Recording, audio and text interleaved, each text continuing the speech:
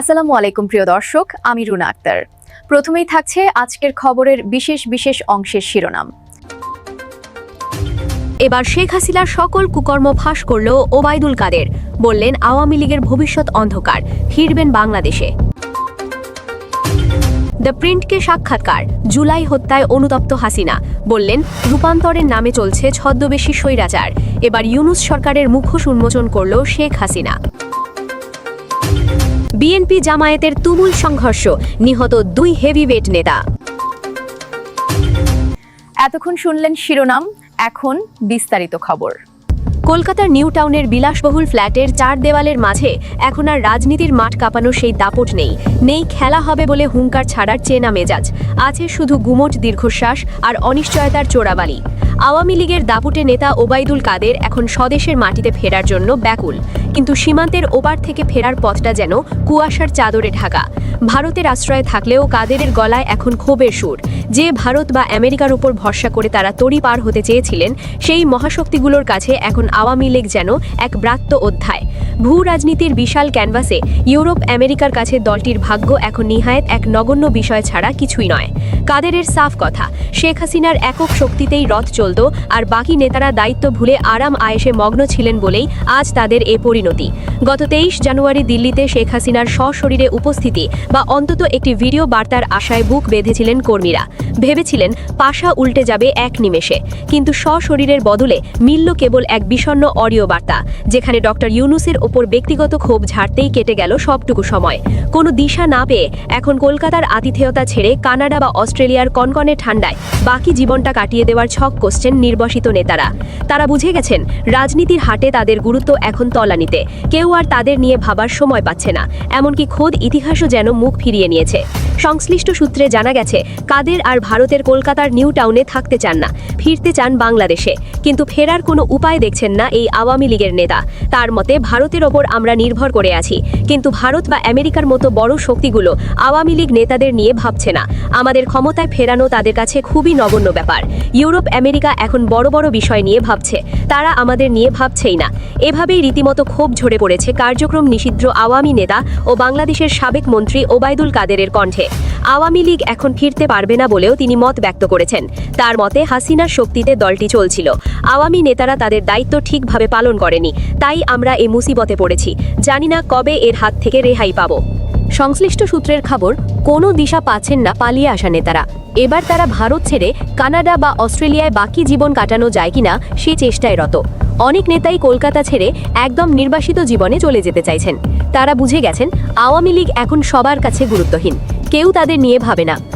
আওয়ামী লীগ সরকারের 15.5 বছরে দেশের বিদ্যুৎ খাতে ভয়াবহ লুটপাট হয়েছে। এর সঙ্গে ক্ষমতাচ্যুত শেখ হাসিনা ও তার প্রতিমন্ত্রী নসরুল হামিদ বিপু ছাড়াও 11 জন জড়িত ছিলেন। ওই সময় রাজনৈতিক কারণে গুরুত্বপূর্ণ ও স্পর্শকাতর এ খাত ভারতের হাতে তুলে দিয়ে দেশের জ্বালানি নিরাপত্তাকে মারাত্মক হুমকির মুখে ঠেলে দেওয়া হয়। শুধু ভারতের বিতর্কিত শিল্প গ্রুপ আদানিকে নির্ধারিত দামের বাইরে 25 বছরে ক্যাপাসিটি চার্জ বাবদ অতিরিক্ত দিতে হবে 1,20,000 কোটি টাকা। অসম এই চুক্তির সঙ্গে জড়িত তৎকালীন কয়েকজন উচ্চপদস্থ কর্মকর্তার ব্যক্তিগত অ্যাকাউন্টে $4 মিলিয়ন লেনদেনের তথ্য মিলেছে। ক্ষমতাচ্যুত সাবেক প্রধানমন্ত্রী শেখ হাসিনা বাংলাদেশের বর্তমান পরিস্থিতিকে গণতন্ত্রে রূপান্তরের নামে ছদ্মবেশী স্বৈরাচার বলে মন্তব্য করেছেন। ভারতের প্রভাবশালী সংবাদ মাধ্যম দ্য প্রিন্টকে দেয়া এক সাক্ষাৎকারে এই মন্তব্য করেন তিনি। বলেন, একটি স্বাধীন ও সুষ্ঠু নির্বাচনের কোনো বিকল্প নেই। এই নির্বাচনে আওয়ামী লীগকে বাদ দেওয়ার সিদ্ধান্তের সমালোচনাও করেন তিনি। বলেন, বিএনপি বা জামায়াতের পক্ষে ভোট দিতে বাধ্য করতে বাড়ি বাড়ি গিয়ে হুমকি ও সহিংসতার আশ্রয় নেওয়া চলতে পারে না। 2024 সালের ছাত্র আন্দোলনের দিকে ফিরে তাকিয়ে শেখ হাসিনা বলেন, এই সহিংসতায় যে প্রাণগুলো হারিয়েছে সেজন্য তিনি অনুতপ্ত। তবে তিনি একই সঙ্গে সহিংসতা নিয়ে গঠিত বিচারিক তদন্ত সীমিত করে দেওয়ার জন্য বাংলাদেশের বর্তমান সরকার প্রধানকে দায়ী করেন। কোটা বিরোধী আন্দোলন হিসেবে শুরু হয়ে পরে হাসিনা সরকারের বিরুদ্ধে বিক্ষোভে রূপ নেয়া এই সহিংসতায় 1400 জনের প্রাণহানি ঘটে। শেখ হাসিনা সাক্ষাৎকারে তার দলের কার্যক্রম স্থগিত করার জন্য ইউনূস প্রশাসনের তীব্র সমালোচনা করেন। তিনি বলেন, দলটিকে নিষিদ্ধ করার কারণে কোটি কোটি বাংলাদেশি কার্যত ভোটাধিকার থেকে বঞ্চিত হবে। তার মতে এ ধরনের পরিস্থিতিতে অনুষ্ঠিত নির্বাচনকে স্বাধীন, সুষ্ঠু বা বৈধ বলা যায় না। ভোটারদের অবশ্যই তাদের পছন্দের দলকে ভোট দেওয়ার পূর্ণ স্বাধীনতা থাকতে হবে, তাদের অংশগ্রহণ নিশ্চিত করতে হবে। হাসিনা বলেন, অন্তর্বর্তী সরকার জানে যদি আমাদের এই নির্বাচনে অংশ নিতে দেয়া হয় তাহলে আমরা বিপুল জনসমর্থন পাব। সে কারণেই আমাদের নিষিদ্ধ করা হয়েছে। ভুলে গেলে চলবে না, ইউনূস নিজেই বাংলাদেশের জনগণের কাছ থেকে একটি ভোটও কখনো পাননি, বরং নিজের অবৈধ কর্মকাণ্ডকে বৈধতা দিতে দেশের আইন কাঠামো নতুন করে সাজিয়েছেন। শেখ হাসিনা এক পর্যায়ে বলেন, তার সরকারের বিরুদ্ধে যখন আন্দোলন চলছিল তখন তিনি বুঝতেই পারেননি চরমপন্থী উপাদানগুলো আন্দোলন দখল করে নিয়েছে। আমরা সে সময়কার ঘটনা তদন্তের উদ্যোগ নিয়েছিলাম, কিন্তু প্রফেসর ইউনূস ক্ষমতায় এসে তা বাতিল করে দেন। এই সিদ্ধান্তই হচ্ছে মূলত আন্দোলনের পেছনের উদ্দেশ্য। এখানে তিনি বিদেশি হস্তক্ষেপের প্রসঙ্গও টেনে আনেন। দেশের আইন শৃঙ্খলা পরিস্থিতি প্রসঙ্গে হাসিনা অবিলম্বে সাংবিধানিক শাসনের পুনঃপ্রতিষ্ঠা এবং সব দলের অংশগ্রহণে স্বাধীন ও সুষ্ঠু নির্বাচন আয়োজনের দাবি জানান, যাতে আইন শৃঙ্খলা পরিস্থিতির অবনতি আর না ঘটে। তার মতে, আমরা যে সহিংসতার সাক্ষী হচ্ছি তা হলো নির্বাচিত নয় এমন প্রশাসনের সরাসরি ফসল, যার কোনো জনপ্রিয় ম্যান্ডেট নেই, যা কিনা আমাদের রাজনীতিকে চরমপন্থী গোষ্ঠীর হাতে চলে যেতে দিয়েছে। সংস্কার আনার বদলে অন্তর্বর্তী প্রশাসন চরমপন্থী গোষ্ঠীগুলোকে ক্ষমতাসীন অবস্থানে উন্নীত করেছে। আজকের বাংলাদেশে আইন শৃঙ্খলার কোনো ছায়াই নেই। সরকার নিয়মিতভাবে সহিংসতার বিরুদ্ধে দৃঢ় পদক্ষেপ নিতে ব্যর্থ হয়েছে। হাসিনা বলেন, ধর্মনিরপেক্ষতা, বহুত্ববাদ এবং গণতান্ত্রিক মূল্যে প্রতিষ্ঠিত হয়েছিল বাংলাদেশ।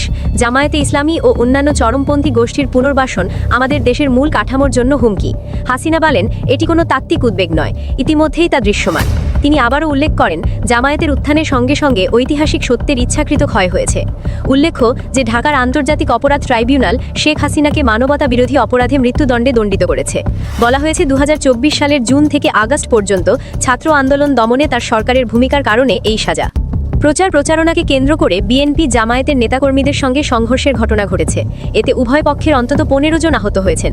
দুপুরে উপজেলার টংভাঙ্গা ইউনিয়নের 2 নম্বর ওয়ার্ডের কাসাইটারি এলাকায় এ ঘটনা ঘটে। আহতদের নাম পরিচয় তাৎক্ষণিক পাওয়া যায়নি।